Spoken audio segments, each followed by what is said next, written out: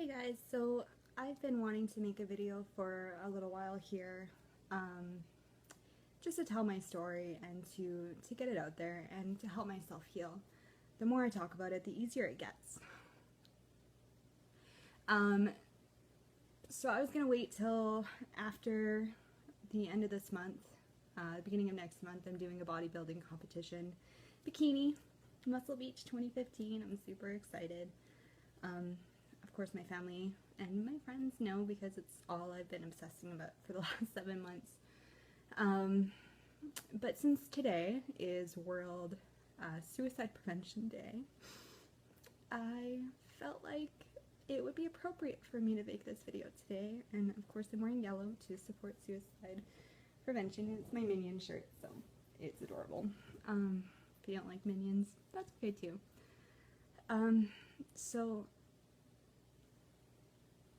when I was 13, I was sexually assaulted, and it's something that I've held on to for a really long time, and I didn't recognize how much it hurt me. And he was much older than I am, or I was. He was an adult. He knew what he was doing. He took advantage of me. He said he loved me. He said he was my boyfriend. He made me feel loved. And I grew up in a really stressful household. There was a lot of verbal abuse. There was a lot of physical abuse. I used to hide. I never felt safe. And this individual saw that and took advantage of my innocence. And I felt like he loved me, and it was an equal relationship, I guess. It was my first real relationship. It was my first kiss. So I didn't question it. And when it was over and when he broke my heart and told me that he could never see me again, I just wrote it off as my first love. And he definitely pushed it way further than I was comfortable. And he molested me. And it took me a really long time to recognize that it wasn't an okay thing that happened to me.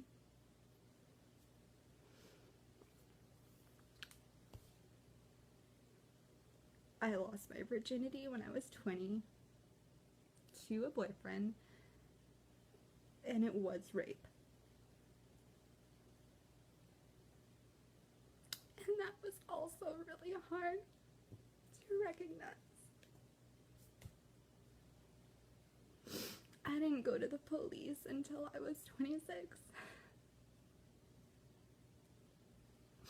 which is 13 years after the initial assault. So anybody that says that, oh, why wouldn't you go to the police earlier? Why wouldn't you? That's bullshit. Bull crap. Sometimes it takes that long to recognize how much you've been hurt. And I was really depressed for a really long time. And I would be jealous of people that would pass away because I was hurting. I didn't care if I lived or died. I just hurt for so long about so many different things. And I hated myself. I hated when people would tell me I'm pretty. I hated when people tell me I'm ugly. I hated when people looked at me in a sexual way. I didn't know. I gained weight really easily because I would binge eat. I wouldn't eat all day because I was trying to lose weight. So I would go days without eating. And I was so proud of myself in the peak of my anorexia. because I had managed to figure out a system to not eat Monday, Tuesday, Wednesday, eat a little bit Thursday so I wouldn't pass out, not eat Friday or Saturday so that I look good for the weekend, and then eat a huge meal on Sunday. And this went on for months in 2009, and I dropped from, I would say, 145 pounds to 118 pounds within 2 months. And I was so sick. I would go to the gym for hours. I would walk home, walk to work, which was about 5 kilometers each way, even in winter, and winters in Edmonton are really cold. But I felt like I finally had some degree of control in a world that was always out of control. I hated being a kid because I hated being at the mercy of what adults wanted. And once I was an adult, I wasn't really prepared. I still just hated life, and you know, I trusted people. I moved out as soon as I could. I was 18 years old, and I tried making friends. I was always a really genuine person, so when people said they wanted to be my friend, that was awesome. I was hurt a lot trusting different relationships, and I would date people that just weren't positive, and so I shut myself out. I closed myself off to anyone, really. I wanted to be myself, but I didn't even really know who I was. I just knew I wasn't mean, and so I never wanted to hurt anyone else. And so, you know, my family had a lot of issues, and so I didn't ask for help because I didn't want to burden them. I didn't want anybody to know I wasn't okay, so I just held it inside, smiled, and lived my life, got a decent job, took care of myself, took care of my bills. I never needed anybody. I was extremely independent, and I still am that way.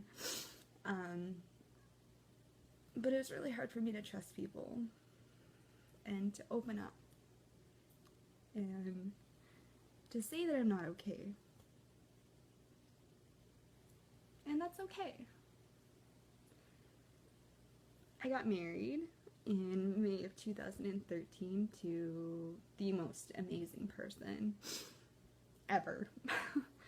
He's my best friend. And when we first got married, you know, things were really good. He was really awesome, and I really trusted him, and it was wonderful.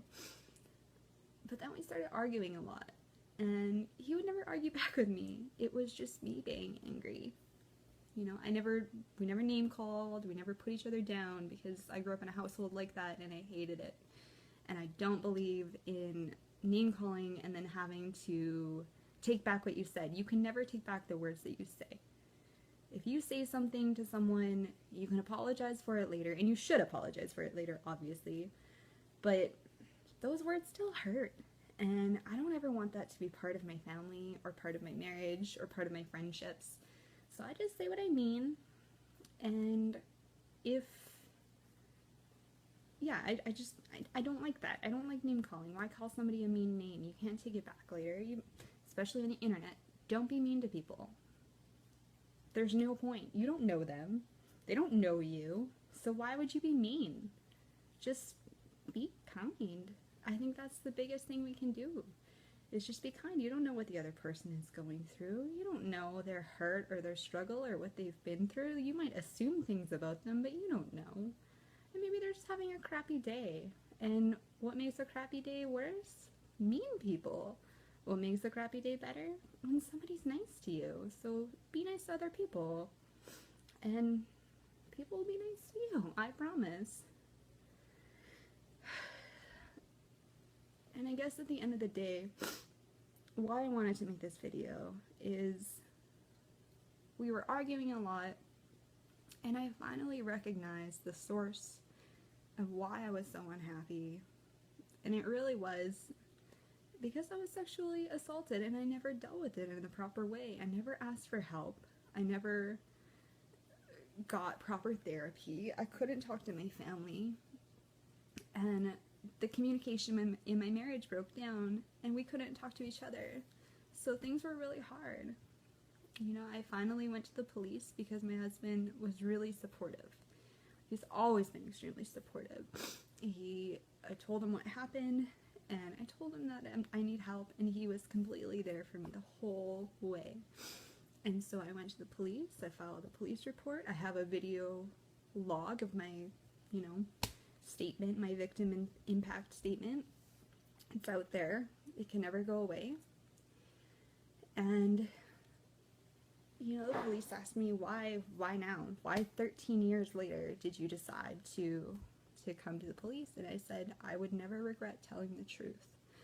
And I need to let go of this thing that is hurting me, because it's not my fault. And for the first time, I started believing that.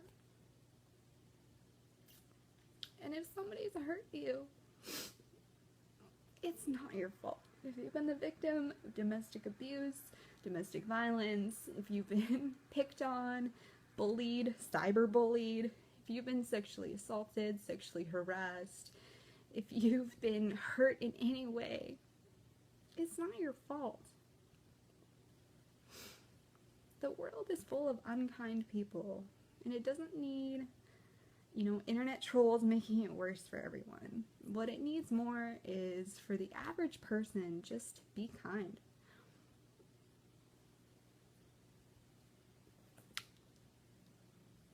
And at the beginning of this year, you know, I had my statement out there that can never go away, so if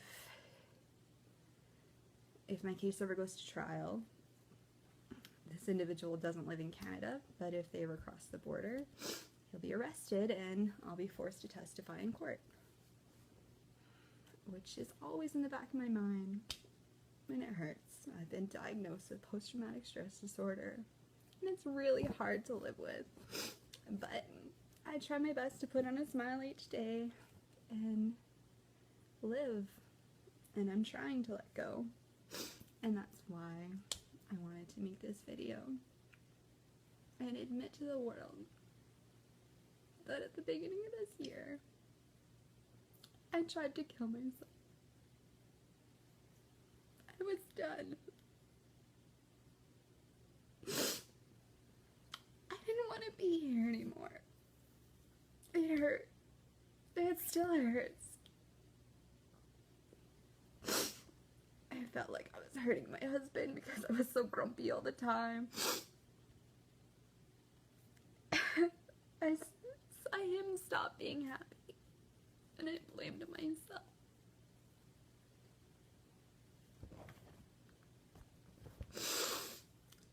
He is so wonderful, and I saw the light die from his eyes, and I didn't want to hurt him anymore.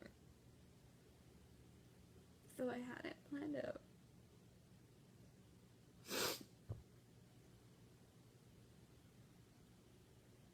And I went to my spot, and I stood there for a long time, debating if I should jump or not.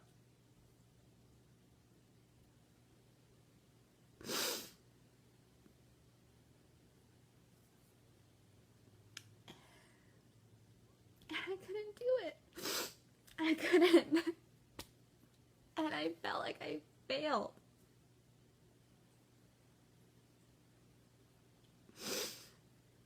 I even sucked at suicide. I went home. I still couldn't talk to anyone. You know, I've seen therapists and counselors, but I couldn't talk to the one person that I needed to talk to, which was my husband, because I didn't think I was worth it. Not that he ever made me feel bad, but I just couldn't let go.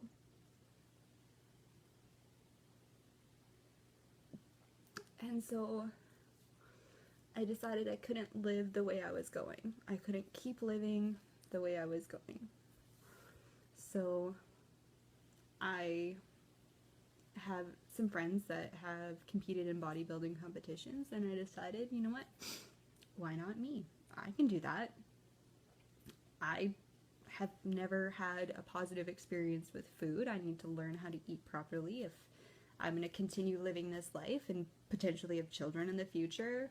I don't want to give them my unhealthy habits and pass that down. I want to know how to eat properly for myself so I can feed my children and so that they can be happy and healthy. And so I hired a prep coach. Her name's Asha, and she is magically wonderful. And the first time I met her, I didn't know what to think. I didn't know if she would judge me and say, oh, you're way too far gone. You're never going to be a bikini competitor. Like, that's unrealistic. We'll help you lose a little weight, but you can never look like that. And she didn't. She just said, oh, okay, that sounds awesome. And made me my meal plans and made me my workouts and encouraged me every single week and still does. And she's awesome. And I can't thank her enough, because over this journey in the last 7 months, I went from 36% body fat to 22. I have gained so much self-confidence and self-esteem. I have muscles. Those are wonderful, because I finally feel like my inward person, the inner strong woman that I've always had to be, is finally being reflected on my body. And it's really empowering to, curl heavier than the guy next to you. It's really fun. Super fun. Highly recommend it. So yeah, I competing in my first bikini competition in 1 month at Muscle Beach, and I'm really excited. My husband has been wonderful.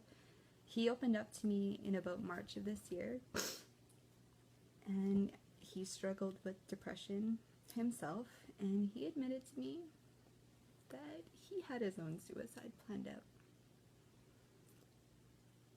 And, we talked about the D word, which I hate, and then we put it all out there. We laid it on the table. And it was just so silly that we're both thinking the world would be better off without us, not realizing that the two of us can just stick together and it doesn't matter the rest of the world. As long as we have each other, what else matters? And we both decided to live.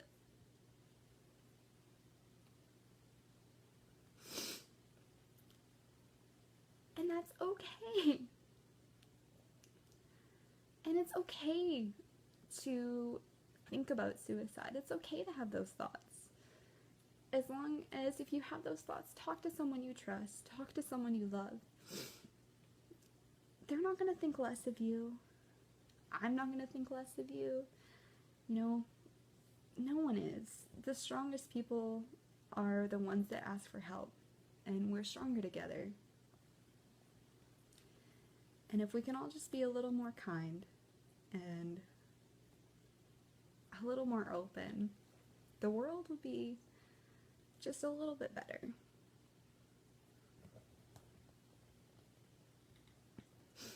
And I'm really grateful to the people that have helped me on my journey and have believed in me and encouraged me and allowed me to mourn my loss of innocence and not judge me for it. And I'm just grateful to be alive. And when I step on a stage in a month, it doesn't matter to me if I'm first or last, because for me, it's a win. Because I'll be alive to be there. And for the first time in my life, I feel like if my life was to end tomorrow, I would be missing out. And I want to see what life has to hold. And that's a feeling that's indescribable. It's magical. And I just hope that everyone can feel that way someday.